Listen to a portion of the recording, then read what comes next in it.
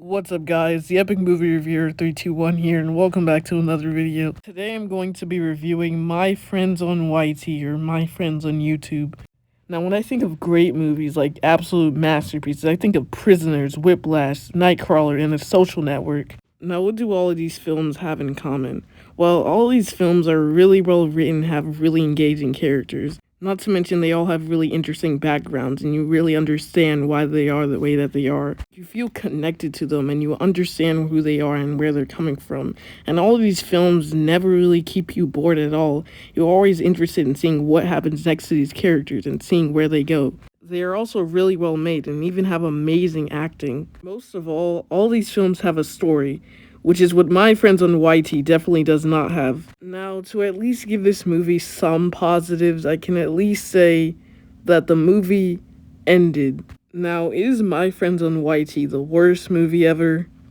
Yes. Now, is My Friends on YT worse than such films like Cats, Dragon Ball Evolution, and Norm of the North?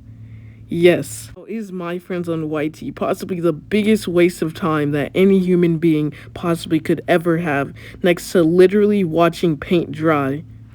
Yes. No, I'm sure you guys are wondering how I watched this movie if it says it doesn't come out till December. Well, some guy sent me a Google Drive link of it, and I watched it on there, but please don't ask me for it because I totally watched it. Anyways, what is the plot of My Friends on YT? Basically, the plot of this movie is... that's it. For starters, I thought it was really unnecessary how they had a 30-minute sex scene between Frozen 2 fan and Anna. Like, I guess if you're into that sort of stuff, that's fine, but I just felt like it went on for way too long, and it was kind of weird how Anna never consented to it, and how Anna was screaming in pain the entire time.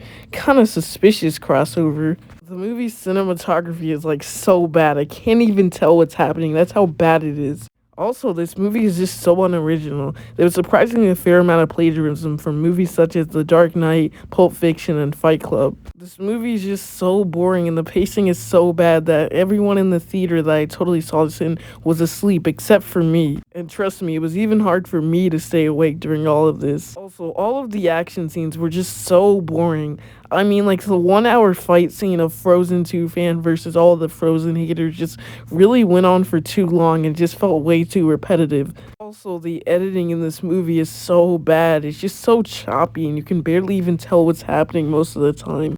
Now, the one good aspect of this movie is easily its villain, Pozo, which I'm not trying to brag or anything, but I really think I deserve an Oscar next year for that amazing performance.